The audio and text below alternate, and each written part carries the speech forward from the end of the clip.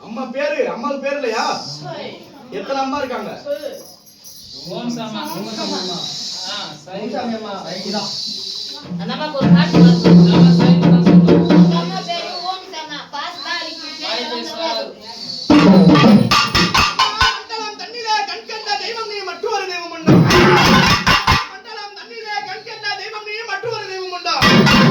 மந்திர பேய்களும் தந்திர சூனியமும் மட்டும்தான் சிக்கறாது வகையா. வாங்க போணுமா? சார் பூட்டு போட்டுங்க. காட்ல இருந்து வரவழிக்கு அம்மா வந்து